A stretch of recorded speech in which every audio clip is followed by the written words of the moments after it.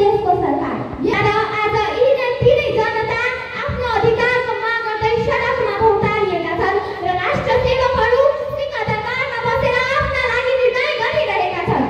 जनप्रतिनिधिहरू चुनिन्छन् तर जनताको पीडा बुझ्न गाडी चढेर गेटसम्म पनि आउँदैनन्।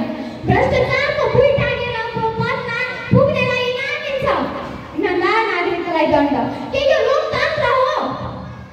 लोकतन्त्रको मर्म हो जनताको सेवा, तर आज यो मर्म हराउँदै गएको छ। नेताहरूको भाषणमा लोकतन्त्रको गफ छ, तर व्यवहारमा केवल स्वार्थ र सत्ता लोभ।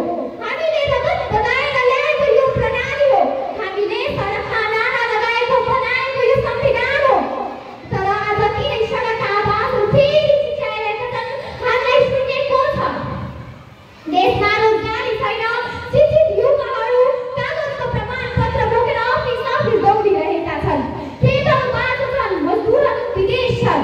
पहिलो 3 दशक यता 68 लाखभन्दा बढी नेपाली भारत बाहेक अन्य देशहरूमा वैदेशिक रोजगारीका लागि स्वीकृति प्राप्त गरेको तथ्याङ्क हिमालय प्रेसले बताएको थियो। आर्थिक वर्ष 2081-82 को कुल रेमिट्यान्स प्रवाह 10.86 अर्ब अमेरिकी डलर थियो, जुन अघिल्लो वर्षको तुलनामा 14.5% वृद्धि हो। यसरी हेर्दा धेरै जनता विदेशिएका छन्। कसैले आइआइटी पढे पनि यहाँ रोजगार छैन र कसैले खेती गर्न खोजे पनि यहाँ सिँचाइ छैन। अनि हामी वैदेशिक रोजगारलाई गर्व गर्छौँ। रेमिट्यान्स पठाउने छोराछोरी छन् भनेर, तर त्यो रेमिट्यान्स रगत पसिना आँसु र पीडाबाट बनेको हुन्छ। यसको मर्मलाई कसले बुझ्ने महोदय? यहाँ बुवाको चप्पल च्यातेको छ र छोरा चौकीको घाममा पसिना चुहाइरहेको छ।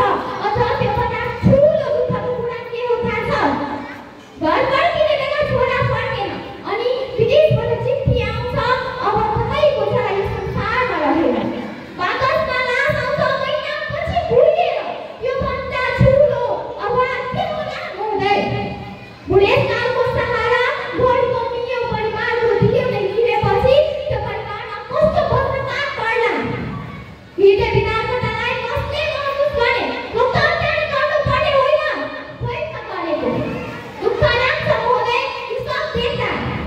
झन् स्वास्थ्य क्षेत्रलाई हेर्दा स्वास्थ्य सेवा आम मानिसको लागि सपना बनेको छ। एक छाक खाना खान समस्या भएकाहरूलाई बिरामी परेपछि अस्पताल बनाउनु आफैमा ठुलो चुनौती हो। सरकारी अस्पतालमा केही छैन, औषधि छैन, डाक्टर भेटिनन्। यदि भेटिए पनि जनताको लागि बनाइएको अस्पतालमा भिआइपी सिफारिस बिना स्वास्थ्य सेवा सुविधा सर्वसाधारणले पाउँदैनन्। समस्या गम्भीर छ महोदय।